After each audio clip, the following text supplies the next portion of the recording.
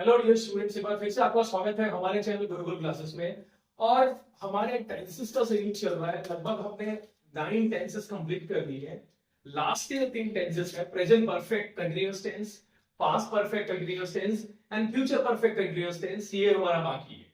लेकिन ये बताने से पहले मैं आपको दो वर्ड के बारे में बताऊंगा जो ऑलमोस्ट प्रेजेंट परफेक्ट कंटीन्यूअस हो या पास्ट परफेक्ट कंटीन्यूअस हो या फ्यूचर परफेक्ट कंटीन्यूअस हो, वहां पे यूज होता है। ठीक है, जैसे अब मैं नॉर्मली आपको बताऊं तो present continuous and present perfect continuous में क्या फर्क है। तो सबसे पहले मैं ये क्लियर करना चाहता हूं।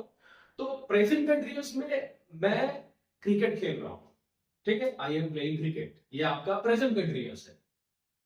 मैं 2 घंटे से क्रिकेट खेल रहा हूं, अगर ऐसे मैंने बोल दिया, मतलब एक पर्टिकुलर टाइम पर एक्शन स्टार्ट हुआ था और एक पर्टिकुलर अभी तक चल ही रहा है वो, ठीक है, मतलब एक पर्टिकुलर टाइम पे हमने वो काम स्टार्ट किया था and that work is still continuing.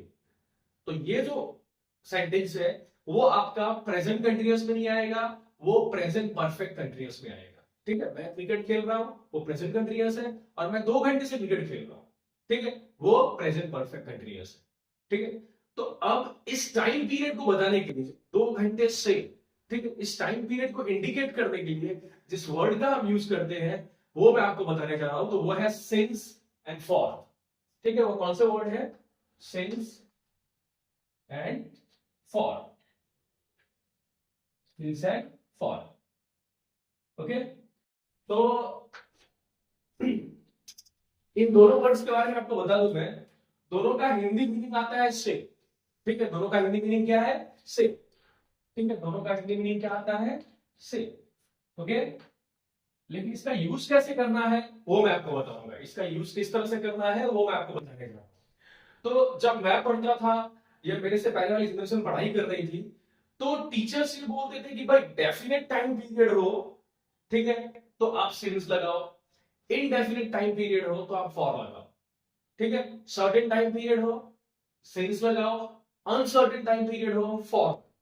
ठीक है, तो उस समय मेरे दिमाग में ये चीज क्लियर नहीं हो पाया था, तो मैंने सोचा कि कुछ ऐसे इजी वर्ड्स में बताया जाए जिससे बच्चों का ये डाउट जो है वो क्लियर हो जाए। ठीक है, तो मेरे हिसाब से जो मैं आपको बताने जा रहा हूँ इजी ढंग से, इजी तरीके से आप सीख सकते हो। ठीक है, मैंने इन दोनों को नेम एंड नंबर में बांटा है। ठीक है, जहां पे भी नेम आएगा वो वहां पे आप सिंस यूज करोगे, और जहां पे भी नंबर आएगा वहां पे आप फॉर यूज करोगे। ठीक है, जैसे अगर मैं बात करूं कि मैं 8 बजे से बच्चों को पढ़ा रहा हूं, ठीक है, मैं इसका ट्रांसलेशन अगर करना है हमें कि मैं 8 बजे से बच्चों को पढ़ा रहा हूं, तो इसका ट्रांसलेशन क्या है कि I have been teaching the children since 8 o'clock। ठीक है, मैं 8 बजे से बच्चों को पढ़ा रहा हूं, तो इसमें क्या आएगा? I am teaching the children since 8 o'clock। Okay, लेकिन मैं ऐसा बोलूं कि मैं 8 घंटे से बच्चों को पढ़ा रहा हूं, लगातार 8 घंटे से बच्चों को पढ़ा रहा हूं, तो ये क्या आएगा?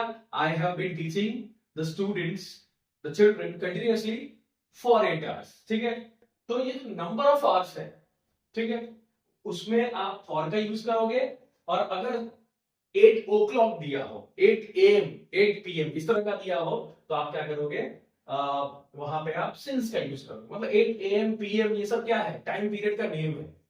8 hours 8 minutes 8 seconds ये क्या है? टाइम पीरियड के नंबर है। जहां पे नंबर इंडिकेट करे वहां पे हमें फॉर का यूज करना है, और जहां पे नेम इंडिकेट करे वहां पे हमें सिंस का यूज करना है। ठीक है, चलिए डिटेल में मैं आपको बताता हूं।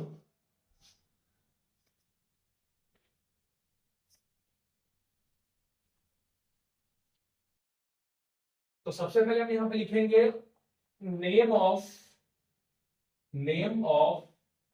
Time period. ठीक है, टाइम पीरियड्स के जो नेम होते हैं वहां पे हम क्या यूज करते हैं? अब देखिए टाइम पीरियड्स के नेम कौन कौन से हैं? AM PM and o'clock. Hindi में हम बोलते हैं ना बजे, 8 बजे 9 बजे 10 बजे 11 बजे 12 बजे। ठीक है, तो ये जो AM PM and o'clock है, ठीक है, जिसको हम हिंदी में बजे बोलते रहते हैं, ठीक है, तो ये है नेम ऑफ टाइम पीरियड। और जब भी आप इसका यूज करोगे तो आप यूज करोगे किसका? सिंस का। ठीक है, जब भी आप इसका यूज करोगे आप यूज करोगे सिंस का। अब बात करते हैं फॉर की, तो यहां पे आएगा नंबर ऑफ टाइम पीरियड। जब हम टाइम पीरियड के नंबर्स को इंडिकेट करते हैं तो हम किसका यूज करेंगे? जब हम टाइम पीरियड्स के नंबर को इंडिकेट करते हैं तो हम यूज करेंगे फॉर का। ठीक है, इसमें आपको एग्जांपल देके बताया कि मैं 8 बजे से बच्चों को पढ़ा रहा हूं, तो I have been teaching the students since 8 o'clock या सिंस 8 PM या सिंस 8 AM। ठीक है, और मैं 8 घंटे से बच्चों को पढ़ा रहा हूं, तो I have been teaching the students for 8 hours। ठीक है, तो यहां की अगर बात करें तो hours, minutes and seconds. Hours, minutes and seconds. ठीक है, तो यहाँ पे AM PM o'clock और यहाँ पे आवर्स, मिनट्स एंड सेकंड्स। ठीक है, अभी हम आते हैं नेक्स्ट। अब बात करते हैं नेम ऑफ ईयर की। नेम ऑफ ईयर की, ठीक है, साल का नेम। जैसे मैं बोलूं कि मैं 2019 से इंग्लिश सब्जेक्ट पढ़ा रहा हूं। ठीक है, मैं 2019 से इंग्लिश सब्जेक्ट पढ़ा रहा हूं। ठीक है, तो I have been teaching the English subject since 2019। मतलब समझ लो कि ईयर का नेम दे रखा हो। जैसे हम स्टार्ट करें 2000 से, 2000, 2001, 2002, 2003, ओके, 2025 चल रहा है। ठीक है, तो जब भी आप ईयर का नेम लेते हो, ईयर का नेम लेते हैं, ठीक है, जैसे ये जो है, ये साल कौन सा चल रहा है, तो ये 2025 चल रहा है। ठीक है, जब भी आप ईयर का नेम लोगे तो वहां पे आप सिंस का यूज करोगे, और जहां पे आप नंबर ऑफ ईयर्स का यूज करोगे, नंबर ऑफ ईयर्स, 1 2 3 4 5 इनफाइनाइट। ठीक है, जैसे बोलो कि मैं 5 साल से इंग्लिश सब्जेक्ट पढ़ा रहा हूं, तो I have been teaching the English subject for 5 years। ठीक है, मैं 5 साल से, 5 साल पहले जो साल था, ठीक है, 5 साल पहले मानो कि 2020 था, तो मैं अगर ऐसा बोलूं कि मैं 2020 से इंग्लिश पढ़ा रहा हूं, I have been teaching the English subject since 2020। ठीक है, 2020 से इंग्लिश पढ़ा रहा हूं तो सिंस 2020 आएगा, और 2020 कितने साल पहले था? 5 साल पहले था। ठीक है, तो जैसे ही साल का नेम दिया होगा तो वहां पे हम क्या यूज करेंगे? वहां पे हम सिंस का यूज करेंगे। और जब नंबर ऑफ इयर्स दे रखा होगा तो वहां पे हम किसका यूज करेंगे? फॉर का यूज करेंगे। ओके, चलिए अब आ जाते हैं नेक्स्ट, नेम ऑफ मंथ पे। Name of month, name of months. ठीक है, तो महीनों के जो नाम होते हैं उसकी बात करें अगर हम, तो उसमें जनवरी टू दिसंबर। ठीक है, जनवरी टू दिसंबर। इनमें से कोई भी मंथ हो, आपको यूज करना है सिंस। मैं बोलूं कि मैं जनवरी से ऑनलाइन क्लास ले रहा हूं, ठीक है, तो I have been taking the online class since January. और जनवरी आप समझ लो कि 2 महीने पहले था, तो मैं बोलूं कि मैं 2 महीने से ऑनलाइन क्लास ले रहा हूं, तो यहां पे आएगा I have been taking the online class for 2 months। ठीक है, तो आपने देखा, तो जब नेम ऑफ मंथ दे रखा हो, जनवरी, फरवरी, मार्च, अप्रैल, मई, जून, जुलाई, अगस्त, सितंबर, अक्टूबर, नवंबर, दिसंबर, इसमें से कुछ भी आए तो आपको यूज करना है सिंस का। और जहां पे नंबर ऑफ मंथ्स दे रखा हो, जहां पे नंबर ऑफ मंथ दे रखा हो 1 2 3 4 5 है, ठीक है, तो वहां पे हमें क्या यूज करना है? वहां पे हमें फॉर का यूज करना है। ठीक है, उसी तरह से आप डेज पे आ जाते हैं। ठीक है, उसी तरह से आप कहां जाते हैं? डेज पे। ठीक है, तो अगर हम बात करें नेम ऑफ डेज की, नेम ऑफ डेज की, इसमें लेते हैं Monday to Sunday, Monday to Sunday.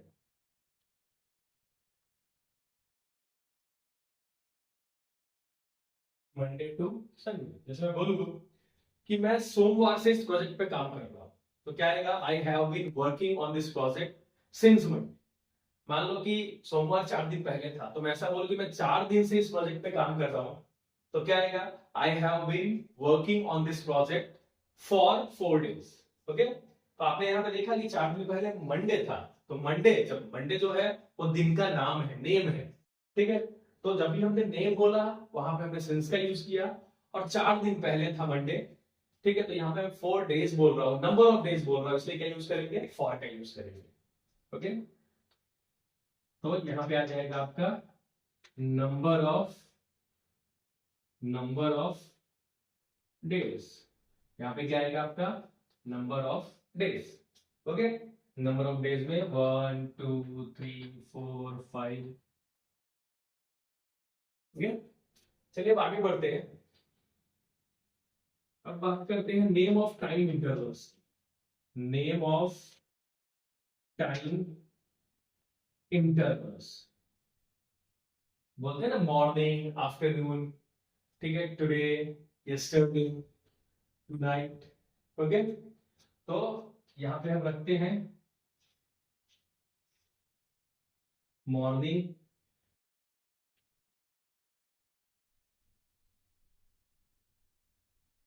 Evening, night, afternoon,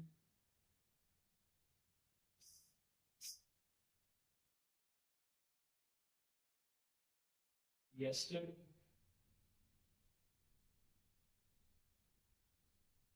today.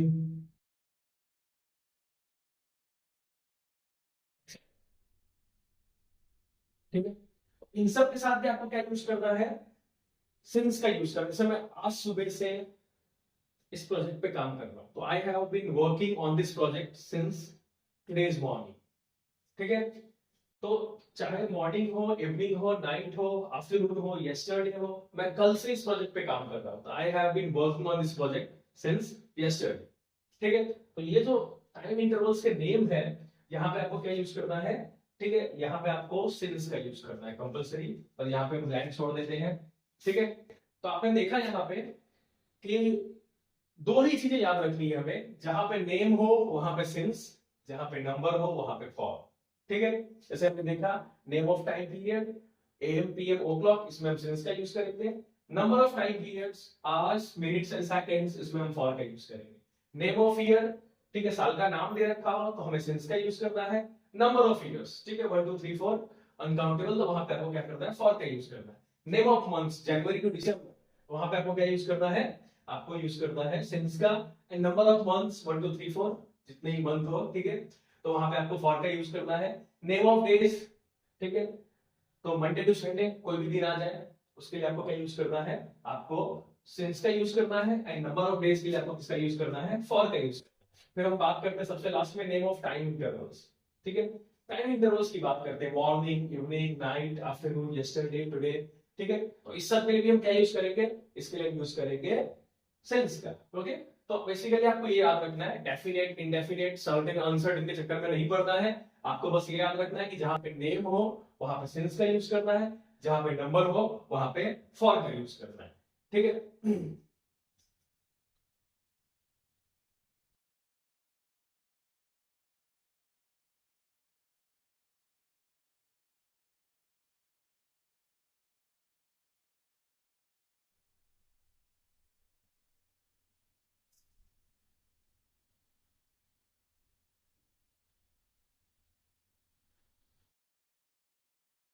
चलिए यहाँ पे एक और सेंटेंस लेते हैं।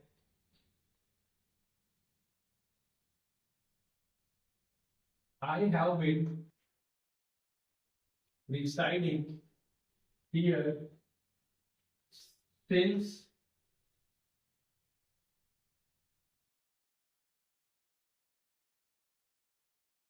last 1 month।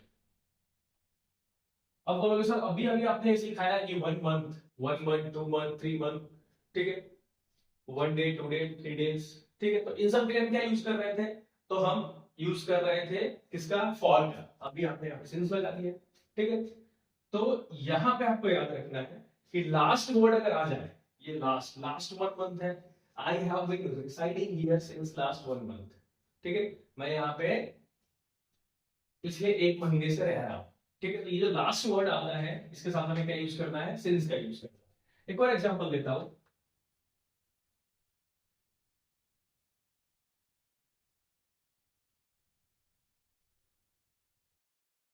I was there for last 1 month।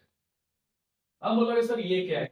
अभी आपने 1 मंथ के साथ, ठीक है, अभी आपने ओनली 1 हटा देता हूं, 1 ही कर देता हूं, ठीक है। अभी आपने 1 मंथ के साथ क्या यूज किया था? आपने सिंस का यूज कर दिया था। अब एक और सेंटेंस आपने ले लिया है और वहां पे आप फॉर यूज कर रहे हो, ठीक है, तो आपको फर्क बताता हूं, ठीक है। पहले वाले सेंटेंस में आपने क्या बोला? I have been residing here since last 1 month, ठीक है, मैं यहाँ पे रह रहा हूँ पिछले 1 महीने से, ठीक है। तो आपने पिछले एक महीने पहले रहना स्टार्ट किया था और अभी भी आप वहां पे रह रहे हो, ठीक है। और सेकंड सेंटेंस में I was there for last 1 month, ठीक है, मैं वहां पे था पिछले 1 महीने, ठीक है, अब वहां पे नहीं हुआ, याद रखना है, ठीक है। तो ये लास्ट वर्ड का अगर आप यूज करते हो किस टेंस के लिए? प्रेजेंट कंटीन्यूअस टेंस के लिए, मतलब प्रेजेंट परफेक्ट कंटीन्यूअस टेंस के लिए, ठीक है, या टेंस है प्रेजेंट परफेक्ट कंटीन्यूअस है। तो अगर आप प्रेजेंट परफेक्ट कंटीन्यूअस के लिए यूज करते हो तो वहां पे आप लास्ट से पहले सिंस का यूज करोगे, ठीक है। और बाकी जगह पे आप यूज करते हो, ठीक है, तो आप क्या करोगे? लास्ट से पहले फॉर का यूज कर सकते हो, ठीक है। तो I have been residing here since last 1 month, ठीक है। इसमें क्या है? 1 महीने पहले रहना स्टार्ट किया था वहां पे और अभी भी वहीं पे रह रहा है। I was there for last 1 month, ठीक है, मैं वहां पे था पिछले 1 महीने, ठीक है। तो आपने देखा कि ये फर्क है, ठीक है। दोनों जगह लास्ट वर्ड यूज हुआ है, लेकिन एक जगह हमने फॉर का यूज किया है और एक जगह हमने सिंस का यूज किया है, ठीक है। तो आई थिंक आपको ये जो आपका जो कॉन्सेप्ट है सिंस एंड फॉर से रिलेटेड, वो आपका कॉन्सेप्ट क्लियर हो गया होगा और आपको मजा आ रहा होगा इसको समझने में। और आप जब इसको अप्लाई करेंगे, ठीक है, तो सामने वाला जब सुनता है कि हाँ भाई परफेक्ट इंग्लिश बोल रहा है, ठीक है, तो एक बहुत अच्छा इंप्रेशन बनता है आपका, ठीक है। तो इस तरह की वीडियोस को देखने के लिए हमारे चैनल गुरुकुल क्लासेस को सब्सक्राइब कीजिए, हमारे वीडियो को लाइक कीजिए, शेयर कीजिए। आप जितना शेयर करेंगे आपका नॉलेज बढ़ेगा। Thank you.